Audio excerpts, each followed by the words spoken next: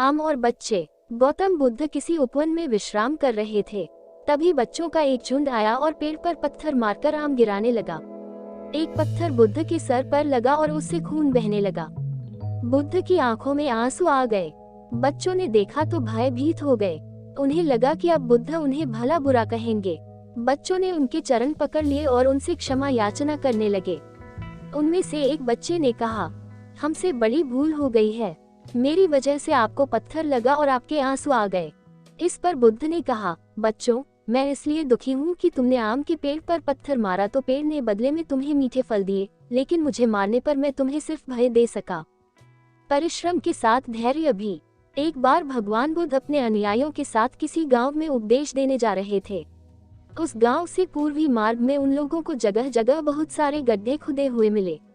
बुद्ध के एक शिष्य ने उन गड्ढों को देखकर जिज्ञासा प्रकट की, आखिर इस तरह गड्ढे का खुदे होने का तात्पर्य क्या है? बुद्ध बोले, पानी की तलाश में किसी व्यक्ति ने इतने गड्ढे खोदे हैं। यदि वह धैर्यपूर्वक एक ही स्थान पर गड्ढा खोदता तो उसे पानी अवश्य मिल जाता, पर वह थोड़ी देर गड्ढा खोदता और पानी न मिलने पर दूसरा गड्ढा खोदना शुरू कर देता। व्यक्ति को परिश्रम करने के साथ धैर्य भी रखना चाहिए। अमृत की खेती। एक बार भगवान बुद्ध भिक्षा के लिए एक किसान के यहाँ पहुँचे। तथागत को भिक्षा के लिए आया देखकर किसान उपेक्षा से बोला, श्रमण मैं हल जोतता हूँ और तब खाता हूँ, तुम्हें भी हल जोतना और बीज बोना चाहिए और तब खाना खाना चाहिए। बुद्ध ने कहा, महाराज मैं भी खेती ही करता हूँ। इस पर किसान को जिज्ञासा हुई, बोले, गौतम मैं न तुम्हारा हल देखता हूँ, न बैल और नहीं खेती की स्थल, तब आप कैसे कहते हैं कि आप भी खेती ही करते हैं? आप कृपया अपनी खेती के संबंध में समझाएं। बुद्ध ने कहा, महाराज मेरे पास श्रद्धा का बीज, तपस्या रूपी वर्षा, प्रजा रूपी जोत और हल है, पाप भीरुता का दंड है, विचार रूपी रस्सी है, स्मृति और जागरूकता रूपी हल की फाल और पेनी है। मैं वचन और कर्म में संयत रहता हूँ।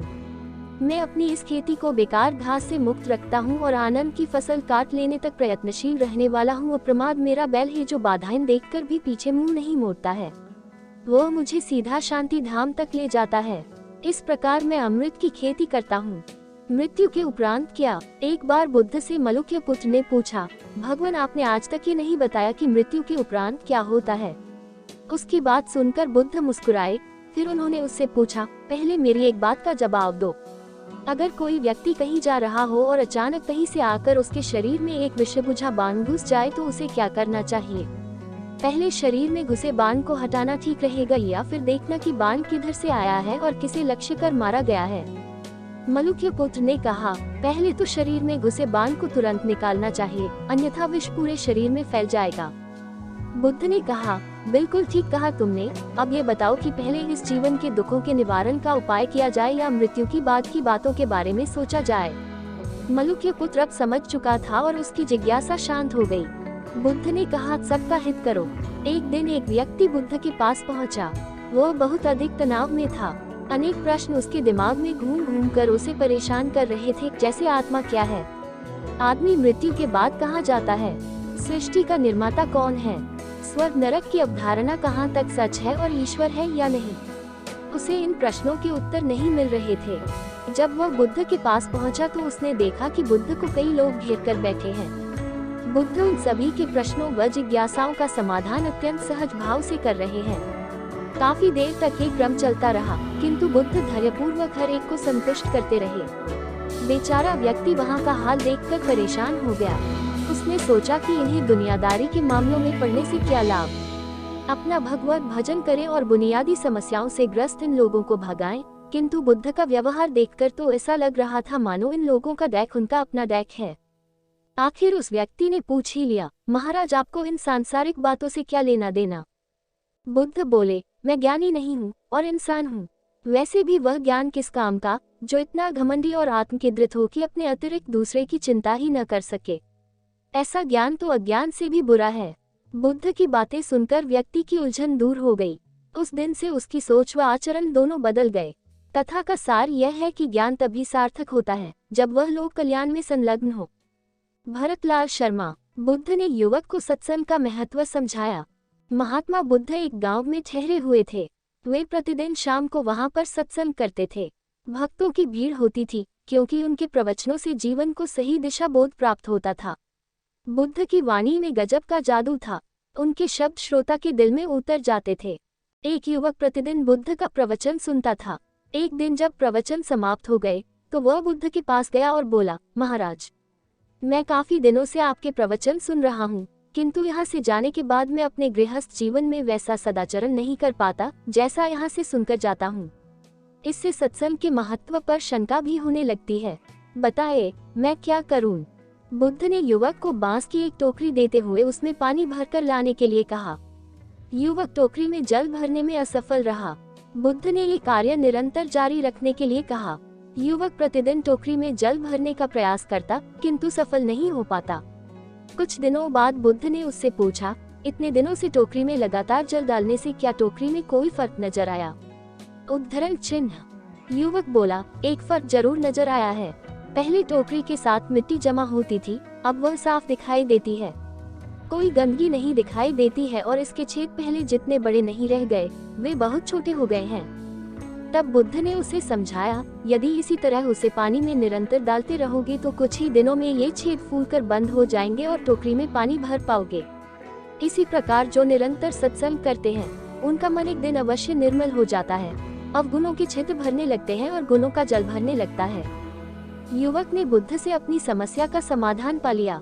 निरंतर सत्संग से दुर्जन भी सज्जन हो जाते हैं, क्योंकि महापुरुषों की पवित्र वाणी उनके मानसिक विकारों को दूर कर उनमें सद्विचारों का आलोक प्रसारित कर देती है। भरतलाल शर्मा। बुद्ध की शिक्षा से मेहनत सफल हुई। एक आदमी को बुद्ध ने सुझाव दिया कि दूर से पानी लाते हो, क्यों नहीं अपने घर के पास एक कुआं खोद लेते? हमेशा के लिए पानी की समस्या से छुटकारा मिल जाएगा। सलाह मानकर उस आदमी ने कुआं खोदना शुरू किया, लेकिन 7-8 फीट खोदने के बाद उसे पानी तो क्या, गीली मिट्टी का भी चिन्ह नहीं मिला। उसने वह जगह छोड़कर दूसरी जगह खुदाई शुरू की, लेकिन 10 फीट खोदने के बाद भी उसमें पानी नहीं निकला। उसने फिर तीसरी जगह कुआं खोदना शुरू किया, लेकिन यहाँ भी उसे निराशा ही हाथ लगी। इस क्रम में उसने 8-10 फीट के 10 कुएं खोद डाले, लेकिन पानी कहीं नहीं मिला। वह निराश होकर बुद्ध के पास गया। उसने बुद्ध को बताया कि मैंने 10 कुएं खोद डाले, मगर पानी एक में भी नहीं निकला। बुद्ध को आश्चर्य हुआ। वे स्वयं चलकर उस स्थान पर आए जहां उसने 10 गड्ढे खोदे हुए थे। बुद्ध ने उन गड्ढों की गहराई देखी और सारा माजरा समझ गए।